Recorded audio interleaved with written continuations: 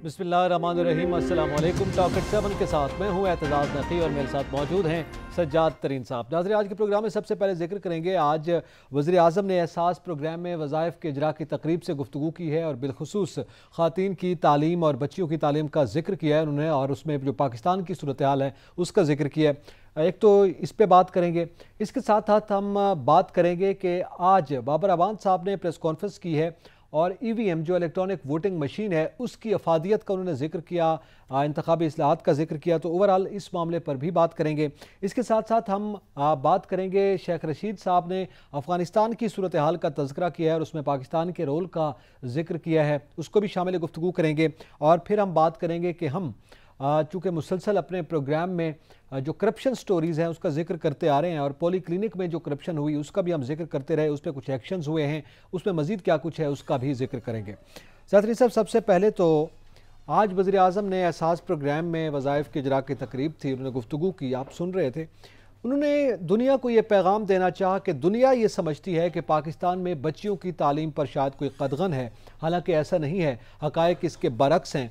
और पाकिस्तान में कोई ऐसा इलाका नहीं जहां वालिदैन अपनी बच्चियों को तालीम ना दिलवाना चाहें, और पाकिस्तान की हुकूमती सतह पर भी इसकी सरपरस्ती है। देखें, मैं आपको अर्ज़ करूं, प्राइम मिनिस्टर इमरान खान ने बिल्कुल ठीक कहा। इसमें तो कोई दो राय नहीं है कि पाकिस्तान में ख़वातीन हर शोबे में हैं, और अब तो गांव-गांव आप देखें स्कूल बने हुए हैं, बच्चियाँ जा रही हैं। लेकिन उसके बाद ये सारी सूरत हाल होने के बावजूद सूरत हाल इतनी अच्छी नहीं है। प्राइम मिनिस्टर ख़ुद अपनी स्पीच में उन्होंने कहा, जी 2 करोड़ से ज़्यादा बच्चे हैं जो स्कूल नहीं जा सकते। ये इसलिए नहीं जा सकते कि उनके वालिदैन के पास वसाइल नहीं हैं। प्राइम मिनिस्टर इमरान खान ने एहसास प्रोग्राम, जो बेनज़ीर इनकम सपोर्ट प्रोग्राम था, उसको एहसास प्रोग्राम नाम तब्दील किया।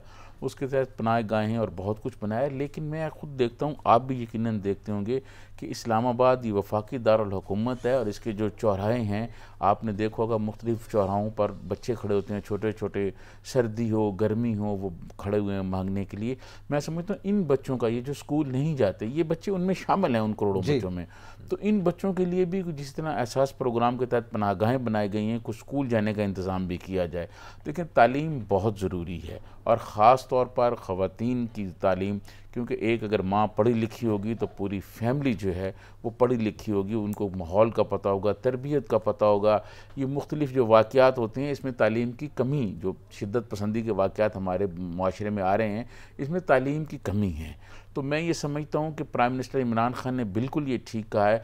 अब सूरत हाल ये है कि ये बच्चों को कैसे लाया जाए स्कूल, इसके लिए जो हौसला अफजाई है वो कैसे की जाए, वालिदैन को कैसे किया जाए। मैं तो समझता हूँ कि पाकिस्तान में एक तालीम के लिए एमरजेंसी लगा देनी चाहिए, और जो वालिदैन अपने बच्चों को स्कूल ना भेजें उनके खिलाफ एक्शन होना चाहिए। अच्छा, दूसरी तरफ ये जो तालीम महंगी बहुत है, बहुत महंगी तालीम है।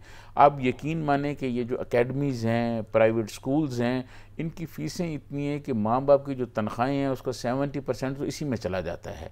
तो इसको भी देखना चाहिए। इनको कोई ऐसा इदारा होना चाहिए जो इनको रेगुलेट करे, और इनको मतलब इन पर कोई कंट्रोल होना चाहिए। ये जो फ़ीसें आए रोज़ अपनी मर्ज़ी से बढ़ाते हैं, फिर एक फ़ीसों के साथ साथ ये जितने प्राइवेट स्कूल हैं, ये फ़ीसों के साथ साथ हर महीने जो मुख्तलिफ़ फ़ंड्स की मद में पैसे लेते रहते हैं, इनको भी देखने की ज़रूरत है। ख़वातीन के लिए तालीम की ज़्यादा से ज़्यादा सहूलियात पैदा करने की ज़रूरत है। पाकिस्तान बदकिस्मत ऐसा मुल्क है कि फ़ारूक खान लगारी सदर थे, और उनके इलाके में जो स्कूल बनाए गए थे वहाँ पर जो है उनके जो करीबी जो उनके हमायत याफ्ता लोग थे, उन्होंने वहाँ जानवर बांधे हुए थे। ये तो मियाँ नवाज़ शरीफ साहब ख़ुद मीडिया वालों को ले के गए, मैं उसमें साथ था जब वो अपोजिशन लीडर थे, फ़ारूक खान लगारी सदर थे, मोहतरमा बेनज़ीर भुट्टो प्राइम मिनिस्टर थी। तो उन्होंने वहाँ स्कूल दिखाए कि जनाब ये स्कूल हैं, ये बंद पड़े हुए हैं, स्कूल जिनको नाम दिया जाता है, बिल्कुल वो मौजूद है, जानवर लेकिन बंधे आज हुए हैं। वज़ीर आज़म ने मौजूदा हुकूमत का हम जिक्र करें तरीन साहब, देखें गरीब स्टूडेंट्स के लिए वज़ाइफ का ऐलान किया गया और वो तालीम के लिए ही था। तो आप क्या समझते हैं, ये एक अच्छा इकदाम है? जिस तकरीब से आज वो खिताब कर रहे थे उसमें वज़ाइफ देखें, ये बात आपकी दुरुस्त है, लेकिन जिस तरह मैं हेल्थ कार्ड की मुखालफत करता हूँ ना कि जी हेल्थ कार्ड नहीं होने चाहिए, हॉस्पिटल अपग्रेड होने चाहिए, हर जगह पे हॉस्पिटल अपग्रेड हो। क्यों नहीं आप शौकत खानम में आर का हॉस्पिटल बनाते हैं, आपको तो एक्सपीरियंस है। इसी तरह ये जो वज़ाइफ है ना, इनसे चंद ख़ानदान, चंद बच्चों जो हैं वो हो सकते हैं, पूरे पाकिस्तान के नहीं हो सकते। पूरे पाकिस्तान के जो बच्चे हैं उनके लिए ज़रूरी है स्कूल बहुत अच्छे बनाए जाएँ, इतने अच्छे स्कूल बना दिए जाएँ कि वज़ाइफ की ज़रूरत ही ना पड़े, वो बच्चों का तालीम फ्री कर दें। भुट्टो साहब के ज़माने में ऐसे ही था ना, भुट्टो साहब ने यहाँ इस मुल्क में 26 से ज़्यादा यूनिवर्सिटियाँ बनाई हैं और इस निज़ाम को उन्होंने तालीमी निज़ाम को बहुत बेहतर किया। मैं ये अर्ज़ करूँ कि तालीम के निज़ाम में बेहतरी लाने की ज़रूरत है। जगह जगह स्कूल हैं, लेकिन उन स्कूल में मैं आपको अर्ज़ करूँ मुख्तलिफ़ गाँव में जो हैं, मुख्तलिफ़ गाँव में टीचर आते ही नहीं हैं, ठीक है जी, उनकी हाज़िरी लग जाती है और वो पैसे तनख्वाह ले लेते हैं, पैसे दे के मामला तय कर। इस सिंध के हैं, हमारे सरायकी वसेब में बहुत सारी ऐसी जगहें हैं जहाँ स्कूल मौजूद हैं, टीचर नहीं आते।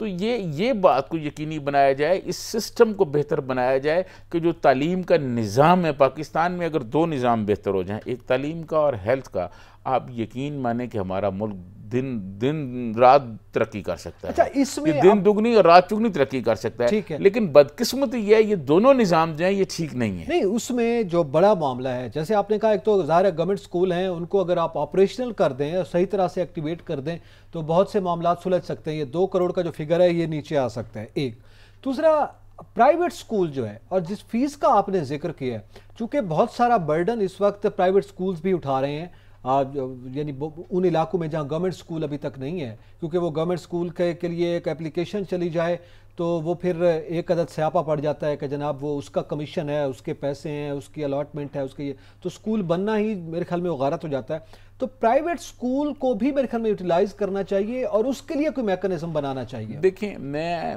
नकी साहब अर्ज़ करूँगा तो फिर आप भी और मेरे सुनने वाले भी बहुत सारे क्वेश्चन करना शुरू कर देंगे, तनकीद करना शुरू कर देंगे। मैं ये समझता हूँ जितने प्राइवेट स्कूल हैं इन सबको नेशनलाइज कर लेना चाहिए। ठीक है, इन सबको नेशनलाइज कर लेना चाहिए। तो खिलाफ है ना ये हुकूमत। मैं आपको अर्ज करूं कि तालीम, सेहत और ये जो सर्विसेज हैं बिजली की और गैस की और रेलवे की, ये जो अवाम को सहूलियात पहुँचाती हैं, ये गवर्नमेंट के अंडर में होने चाहिए। ये प्राइवेट वाले तो नोचते हैं लोगों को, प्राइवेट वाले जो हैं वो तो गरीब इंसान की खालें उतारते हैं। आपको खुद एक्सपीरियंस होगा, आपके बच्चे स्कूल जाते हैं, यही बच्चे जो आपके जा रहे हैं, अगर ये स्कूल नेशनलाइज कर लिए जाएं, और नेशनलाइज ऐसे न किया जाए कि करके फिर उनमें करप्शन और दूसरी तीसरी चीज़ें आ जाए जिनका आप जिक्र करते हैं, इसके स्कूल बनाने पे करप्शन शुरू हो जाती है। मैं ये समझता हूँ कि एक निज़ाम बेहतर किया जाए और ये नेशनलाइज होनी चाहिए। तालीम यूनिवर्सिटी तक बच्चों को फ्री होनी चाहिए। हमारा गरीब मुल्क है, गरीब मुल्क में आप यकीन माने, मैं आज प्राइम मिनिस्टर की जब मैंने तकरीर सुनी तो उसके बाद मैं दुनिया भर में की मुख्तलिफ़ चीज़ें एजुकेशन के बारे में पढ़ रहा था। मुझे पता था कि आज एतजाज़ साहब ने सबसे पहले मुझे इसी पे ही रखना है, तालीम पर ही।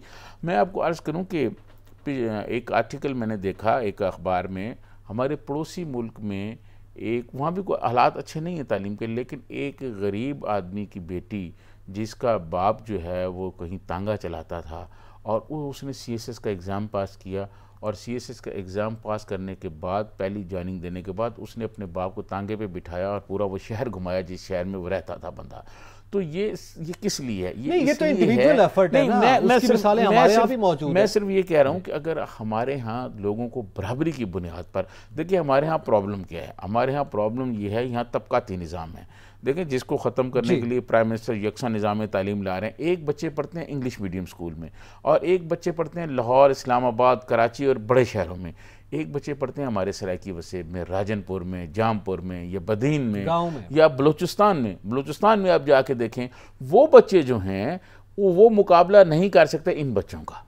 ठीक है, मैं आपको अपने सरायकी वसेब के दर्जनों नौजवान ऐसे बता सकता हूँ जिन्होंने CSS के तहरीरी एग्ज़ाम में टॉप पोजीशन की है, लेकिन जब वो इंटरव्यू देने गए इंग्लिश नहीं बोल सके, उनको निकाल दिया गया। सही, वो इंग्लिश नहीं बोल सकते लाहौर, कराची और इस्लामाबाद के। इस सारी चीज़ों को देखने के लिए, इस पूरे सिस्टम को देखने के लिए, इस निज़ाम को, तालीम के निज़ाम को बेहतर बनाने की ज़रूरत है।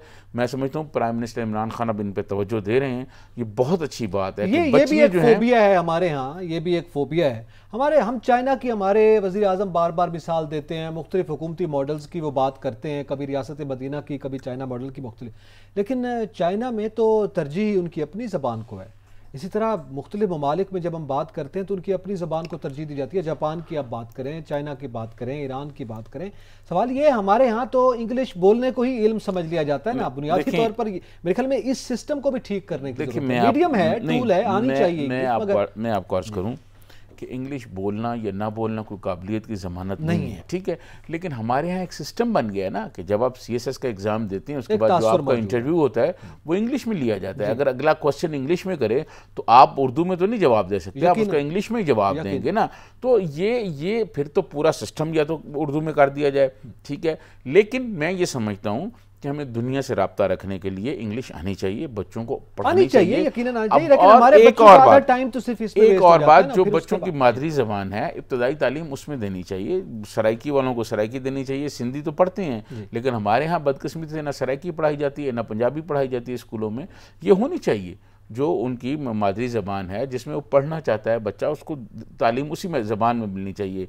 लेकिन यकसा माहौल होना चाहिए, ख़वातीन के लिए यकसा निज़ाम तालीम हो और ख़वातीन के लिए बराबरी की बुनियाद पर बच्चियों के लिए स्कूल हों, अच्छे स्कूल हों और उनको अच्छे तरीके से तालीम दी जाए तो माशरा तरक्की करे। और एजुकेशन फ्री हो, एजुकेशन हर सूरत में फ्री होनी चाहिए। ये एक बड़ा बुनियादी मामला है। नाज़रीन, जहाँ पे वक्त तो एक ब्रेक का, हमारे साथ रहिएगा।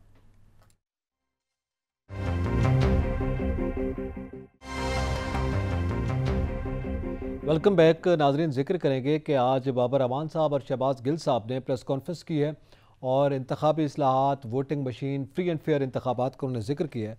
जातरीन साहब, आज आपने यकीनन ये गुफ्तगू भी सुनी है, बाबर अमान साहब की गुफ्तगू भी सुनी है।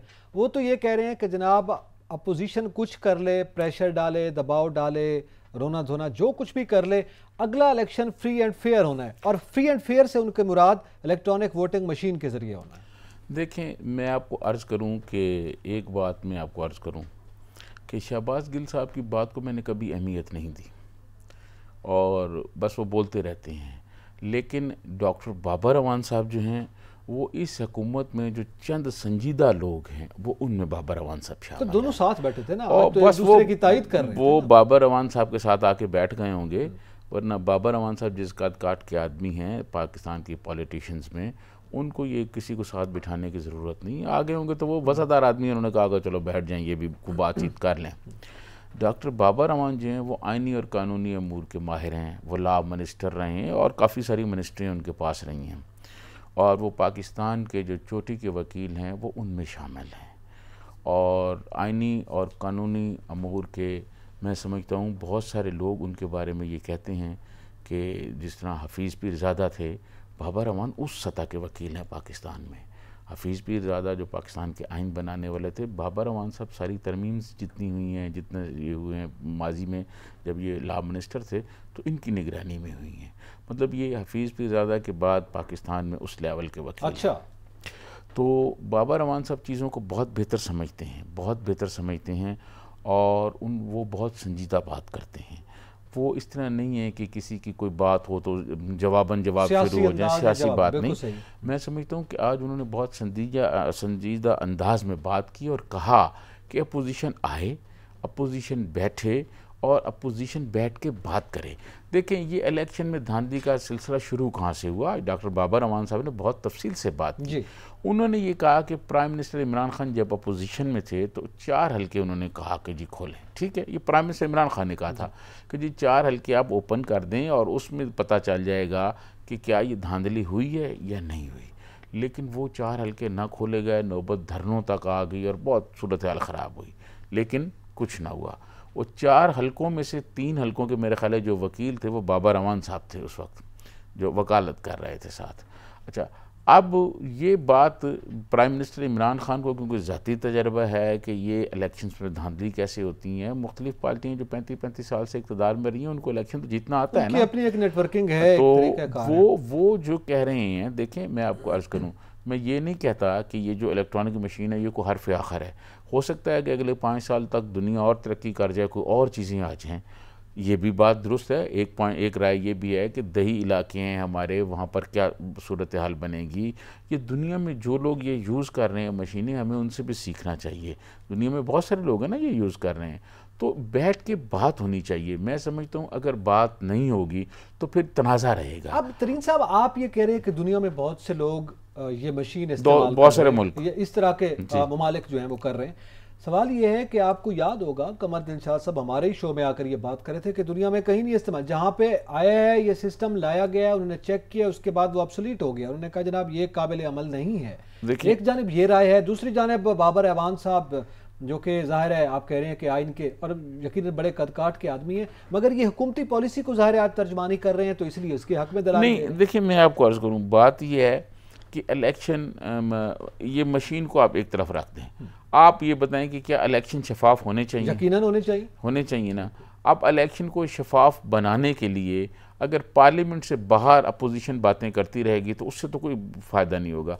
आप पार्लियामेंट में आएँ, पार्लियामेंट में आके बताएं। उस देखें जितने अपोजिशन के लीडर हैं, बिलावल भुट्टो हों, मरियम नवाज साहबा हों, शहबाज शरीफ साहब हों, मुझे नहीं लगता, इवन शाहिद खाकान अब्बासी हो, राजा परवेज़ अशरफ जो प्राइम मिनिस्टर रहे हैं, मुझे नहीं लगता कि इनमें से किसी आदमी ने जाके उस मशीन को देखा हो, या किसी टेक्निकल आदमी से जो इस मशीन के बारे में कोई ब्रीफिंग देते हो उनसे जाके कोई क्वेश्चन किया हो, को पूछा हो कि ये मशीन कैसे ऑपरेट होगी, इसमें कैसे फॉल्ट आ सकता है, इसमें कैसे मतलब वोट मैं दे रहा हूँ और जा आपको रहा है, मैं किसी और को दे रहा हूँ जो आपको रहा है, ये वाली बात खदशा है ना उनको। तो इसको रोका कैसे जा सकता है, इसको कंप्यूटराइज सिस्टम को चेक किए कैसे किया जा सकता है।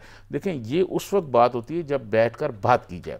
देखें डॉक्टर बाबर अवान साहब जो बात कर रहे हैं, अब डॉक्टर बाबर अवान साहब के साथ हुकूमती टीम बैठेगी, उधर से अपोजिशन की टीम बैठेगी। अपोजिशन में भी बड़े बड़े लायर हैं, अपना फारूक नाइक हैं, रज़ा रब्बानी साहब हैं और बेशुमार लोग हैं। इसी तरह चौधरी एतजाज़ तो पार्लियामेंट से बाहर हैं।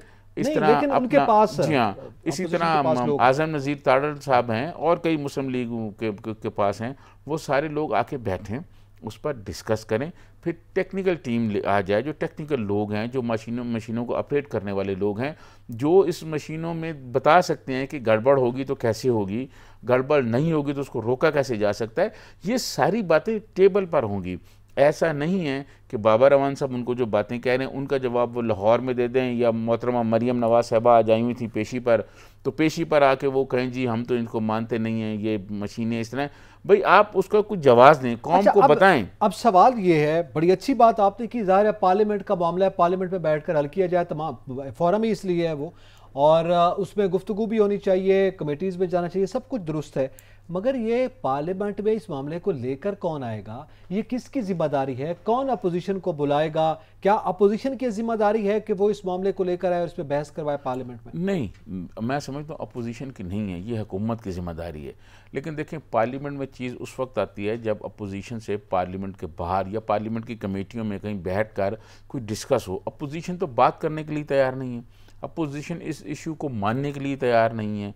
मैं ये समझता हूँ कि अपोजिशन हुकूमत है, देखें हुकूमत तो कह रही है ना, हुकूमत तो कह रही है कि आप आएँ, फ्री एंड फेयर इलेक्शन कराना चाहते हैं, उसके लिए देखें हुकूमत ने क्या किया। हुकूमत ने कहा जनाब फ्री एंड फेयर इलेक्शन कराना चाहते हैं, जिस पर इंतखाबी इस्लाहात पर आप आए, जिसको किसी को एतराज़ ना हो, ठीक है। उसमें एक चीज़ मशीन भी आ गई है कि जनाब ये इलेक्ट्रॉनिक्स मशीन है, इस पर इस तरह वोट पोल होगा, इसका ये तरीक़ाकार होगा। देखें बात ये है, मैं अक्सर अपने प्रोग्रामों में एक बात करता हूँ नकी साहब, और आप फिर ज़ेर लब मुस्कुराते भी हैं मेरी बात पर, कि जो मुआशरे वही तरक्की करते हैं जो आने वाले जदीद आलात को अपनाते हैं। देखें, और जो वो मुआशरे पीछे रह जाते हैं जो जदीद आलात को नहीं अपनाते, जो तरक्की को नहीं कबूल करते, आने वाली नई तरक्की, नई राहों वो मुआशरे जो मुआशरे रोशन ख्याल नहीं होते, जो मुआशरे आने वाली तरक्की को नहीं कबूल करते, जो आने वाले आलात और टेक्नोलॉजी को यूज़ नहीं करते, वो मुआशरे पीछे रह जाते हैं, ठीक है। तो एक देखें बात यह है कि एक फार्मूला दिया है डॉक्टर बाबर अवान साहब ने, हुकूमत ने, कि जनाब ये, और मैं समझता हूँ आज जिस तरह डॉक्टर बाबर अवान साहब आए हैं, उन्होंने स्क्रीन पर आके सामने बात की है, प्रेस कॉन्फ्रेंस की है, तो ये एक संजीदा मामला है। देखें ये हुकूमत जो संजीदा काम करना चाहती है ना, वो तो डॉक्टर बाबर अवान जैसे लोग या शाह महमूद कुरैशी जैसे लोगों को ये देते हैं, 2-4 लोग ही हैं इनके पास संजीदा, बाकी सारे मामला तो वो चलाते हैं अपना शहबाज गिल और दूसरे तीसरे चलाते रहते हैं। तो वो आकर बात कर उन्होंने की।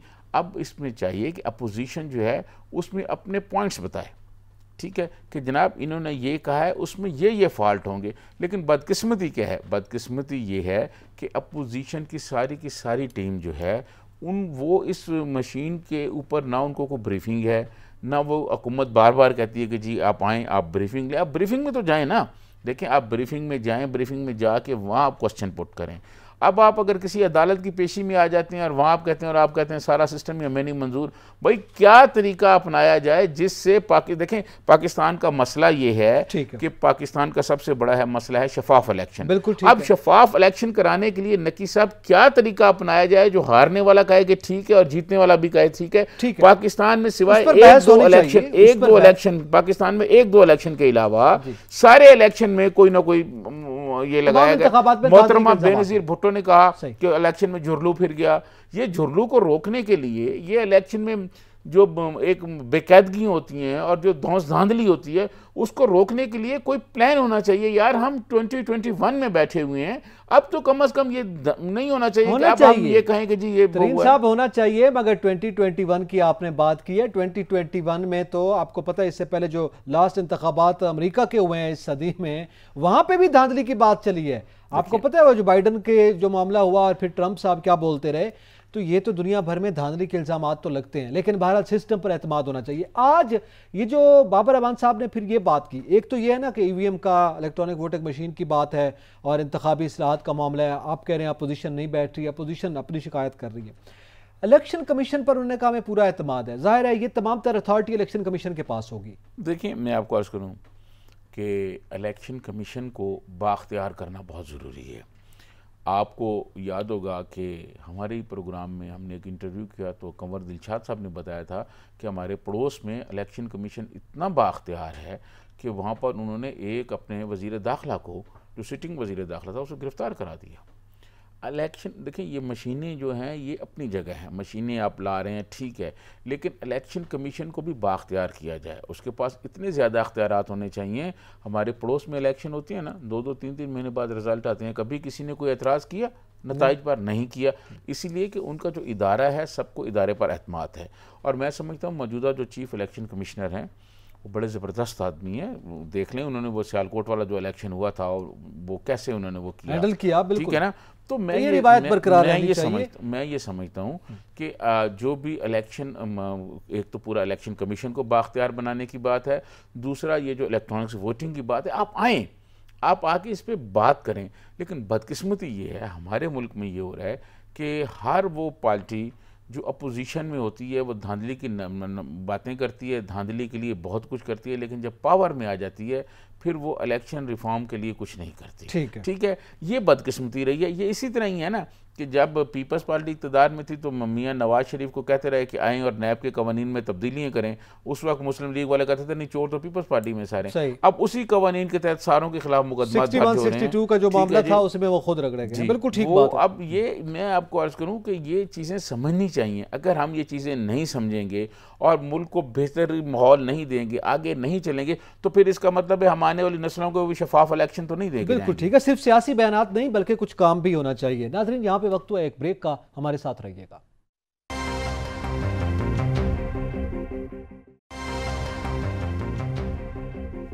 वेलकम बैक नाजरीन। अब हम जिक्र करेंगे करप्शन कहानी का, और हम पॉली क्लिनिक पे बात करते रहे हैं। उसमें पहले जो मामला था वो था अद्वियात की ख़रीदारी, फिर वो अद्वियात का एक्सपायर हो जाना, फिर उनकी ख़रीदारी में जो बदनवानी, उसका जिक्र किया।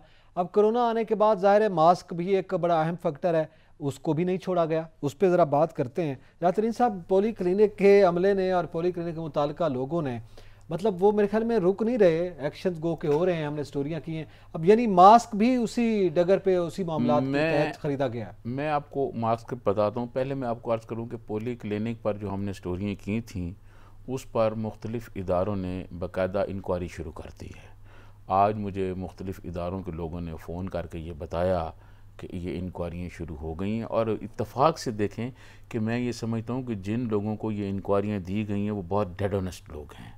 तो वो जब इंक्वायरियाँ करेंगे और करप्ट लोगों पे हाथ डालेंगे तो ये नहीं हो सकता कि वो करप्ट लोग बचें। और मैं समझता हूँ कि हमें अब ये उम्मीद करनी चाहिए कि पॉली क्लिनिक जल्द जो है वो करप्शन से पाक हो जाएगी। प्राइम मिनिस्टर इमरान खान का भी यही विजन है कि मुल्क को करप्शन से पाक किया जाए। सेक्रेटरी सेहत जो हैं उनका भी यही प्लान है, बल्कि उनकी तो बहुत तारीफ़ हुई पब्लिक अकाउंट कमेटी में, मैंने पिछले प्रोग्राम में बताया था। वो बहुत कॉम्पिटेंट आदमी हैं। इसी तरह डॉक्टर फैसल सुल्तान जो हैं वो भी बहुत कॉम्पिटेंट आदमी हैं और वो तो शौकत खानम को भी कमान करके आए हुए हैं। तो ये मतलब एक अच्छे लोग हैं, अच्छी टीम है, लेकिन नीचे पोली क्लिनिक में जो बहुत ज़्यादा करप्शन थी, वो अब करप्शन की इंक्वायरियाँ शुरू हो गई हैं, हमें बता दिया गया है, और अब उस पर इंशाल्लाह बहुत जल्द जो है ना उस पर एक्शन होगा। और अब ये मैं समझता हूँ इस मुल्क की खुशकिस्मती है, इस कौम की खुशकिस्मती है कि पोली क्लिनिक के बारे में जिन लोगों को इंक्वायरी के लिए कहा गया है वो बहुत ईमानदार आदमी हैं, उन पर ना कोई प्रेशर आ सकता है, ना वो सिफारिश है, ना कोई और किस्म की है। तो ये उम्मीद की जा सकती है कि हमने जो कोशिश की, जो स्टोरी की, जो मंजर-ए-आम पर करप्शन हम लेके आए, वो जनाब उस करप्शन के नतीजे में इंक्वायरियाँ शुरू हो गई। एक बात तो ये हुई। दूसरी बात यह, एक वाक़या हुआ, पुलिस वालों ने मुझे बताया, एक खातून जो है वो इस्लामाबाद में PWD एक रोड है इस्लामाबाद में, उस रोड पर वो बरहना हालत में जो है नीम पागल की कैफियत में वो जो है वहाँ सड़कों पे भाग रही थी, और उसको पुलिस ने पकड़ा। जब पकड़ा, वो गैर मुल्की खातून है, पाकिस्तानी नहीं है, उसे पकड़ा और उस पर कपड़े वपड़े उस पर डाले, तो उससे पूछा कि भाई ये क्या है, तो उन्होंने पोली क्लिनिक के एक डॉक्टर का नाम लिया कि जी मैं उसके घर में रहती हूँ और वो मुझे ऐसी दवाइयाँ पिलाते हैं, और वो जनाब जिसके बाद मेरी ये सूरत हाल हो जाती है और मुझ पर नीम पागल। संगीन इल्जाम है मेरे ख्याल में, और संगीन ये पुलिस को, उसने पुलिस को बयान रिकॉर्ड कराया, और ये पुलिस ने मुझे ये बताया कि अच्छा, ये सारी सूरत हाल कि ये ऐसा भी हो रहा है। अच्छा, उस पर भी इंक्वायरियाँ हो रही हैं, वो भी पता चल जाएगा, पुलिस इंक्वायरी कर रही है। अच्छा, अब जो अपने मार्क्स की बात की, मैं आपको अर्ज़ करूँ कि जुल्म की इंतहा देखेंगे, 2 रुपये का मार्क्स है, अगर आप कट्ठे लेना चाहें 2 रुपये का है, लेकिन पोली क्लिनिक वालों ने वो 2 रुपये वाला मार्क्स जो है वो उन्होंने 14 रुपये में ख़रीदा है।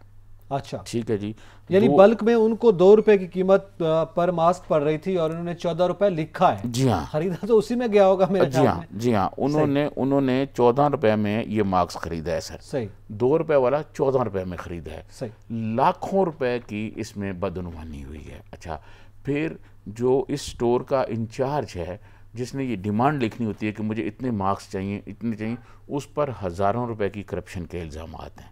पहले भी इल्ज़ाम हैं, अब भी ये मार्क्स वाले मामले पे इल्ज़ाम हैं। अदरीस उसका नाम है, ठीक है जी। उस पर ये इल्ज़ाम हैं कि उसने लाखों रुपए लिए, हज़ारों रुपए लिए हैं कि जनाब ये डिमांड बताने के लिए कि जी इतनी डिमांड चाहिए। इस पर जो एक वो हुआ, पोली क्लिनिक का जो मेडिकल स्टोर है, जो इन सारी चीज़ों का इंचार्ज है, एक असिस्टेंट एग्जीक्यूटिव डायरेक्टर है, खातून है, असिस्टेंट एग्जीक्यूटिव डायरेक्टर है, उसने इस पर बहुत एहतजाज किया। उसने कहा ये बहुत महंगे लिए जा रहे हैं, ये बहुत महंगे लिए जा रहे हैं, मुल्क और कौम का जो पैसा है वो लुटाया जा रहा है। मुझे उन्होंने ये बताई ये बात कि मैंने बहुत एहतजाज किया, लेकिन डॉक्टर अमान साहब जो हैं, जो डिप्टी एग्जीक्यूटिव हैं, उन्होंने अपनी पावर्स यूज़ की और उन्होंने कहा ये आपको 14 रुपये का मास्क ख़रीदना पड़ेगा। जबकि इसी हमें एग्जीक्यूटिव जो असिस्टेंट एग्जीक्यूटिव डायरेक्टर खातून है, इन्होंने बताया कि ये 2 रुपये में मिल सकता था, हम 2 रुपये में ख़रीद सकते थे। मैं क्योंकि स्टोर की इंचार्ज हूँ और मैंने रिक्वेस्ट की इंतज़ामिया के आगे कि ये कौम का पैसा है, ये ज़ाया हो रहा है, ये कौम का पैसा जो है। लेकिन डॉक्टर अमान साहब जो डिप्टी एग्जीक्यूटिव डायरेक्टर हैं, जिनकी ये पावर्स होती हैं, उन्होंने कहा जी नहीं ठीक है, ये 14 रुपये का, उन्होंने कहा 14 रुपये का ख़रीदा जाएगा। आप मुझे ये बताएं, ये जुल्म है कि नहीं है? फिर मैं आपको, ये वही डॉक्टर अमान साहब हैं जो पहले अद्वियात के मामले में भी इन्हीं की अप्रूवल सामने आई थी। जी बिल्कुल, ये वही हैं। अच्छा, अब एक और जुल्म वहाँ देखें क्या हुआ है कि 1600 के करीब, 16,000 के करीब तकरीबन मेरे ख्याल ये इसके मुलाजम हैं पोली क्लिनिक के, ठीक है जी। ये इनमें से 37 लोगों को निकाल दिया गया है। इन 37 लोगों को कहा गया है, आपको याद होगा कोरोना अनाउंस के लिए बेचारे ये सारे मुलाजिम एहतजाज भी कर रहे थे, ये कर, वो पैसे आए, पैसे में से 37 लोगों को निकाल दिया गया है। और ये सारे वो लोग हैं जो फ्रंट पर खड़े हुए, देखें हॉस्पिटल में जो बंदा आता है, जो कोई स्टोर में बैठता है, कोई बंदा कहीं कोई मतलब स्वीपर है, कोई बंदा जो है वो कोई और काम करता है, डिस्पेंसर फ्रंट लाइन के लोग होते हैं, जो बाकी लोग होते हैं, कोई बिजली वाला इलेक्ट्रिशियन वार्ड में काम कर रहा है, तो सबको कोरोना के खतरात हो सकते हैं ना। कोरोना ये तो नहीं देखता कि जी इनका होना चाहिए, इनका नहीं होना चाहिए। बिल्कुल ठीक। तो मैं ये समझता हूँ कि 37 लोग जो हैं उनको निकाल दिया गया है, ये बहुत जुल्म हुआ है, और बाकी लोगों को कोरोना अनाउंस की लिस्ट में शामिल। और एक और बात सुने, कोई बहुत कुछ लोग ऐसे हैं, देखें ये है ना कि अंधेर नगरी चौपट राज, जिसका दिल है जिसको नवाज दिया जाए।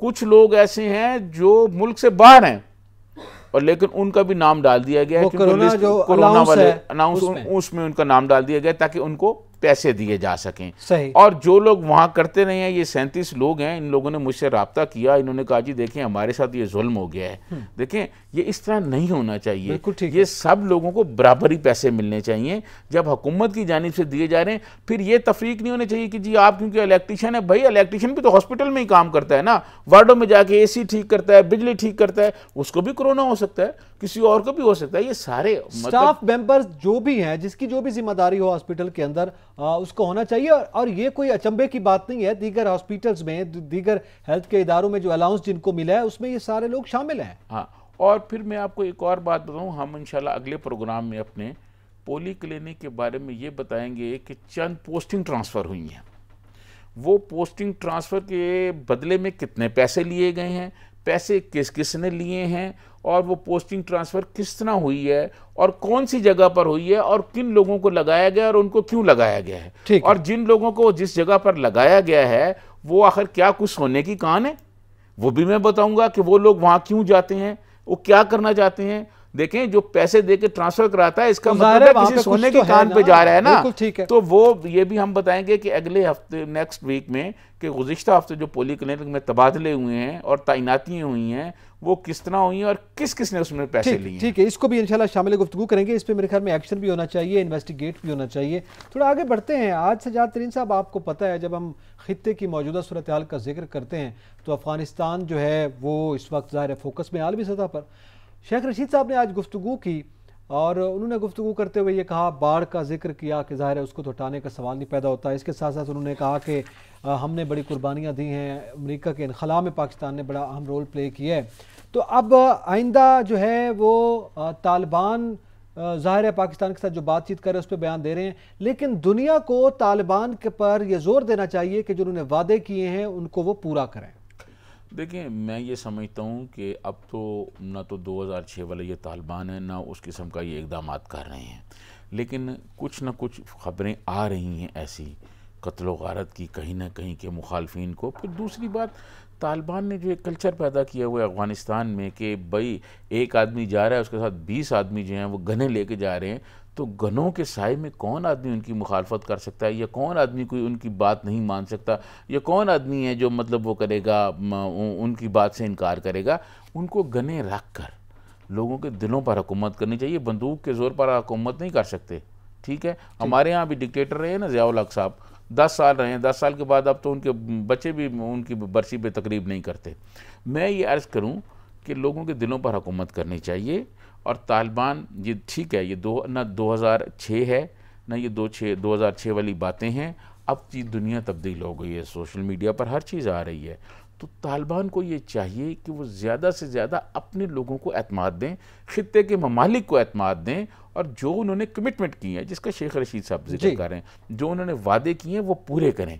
देखें, वो वादे पूरे करेंगे तो फिर दुनिया भी अमेरिका पर जोर डालेगी कि अमेरिका उनके इमदाद भी दे, उनकी मुआवनत भी करे, बाकी इदारे भी दे, फिर उनको ममालिक तस्लीम भी करेंगे, लेकिन वो अपनी परफॉर्मेंस दिखाएंगे।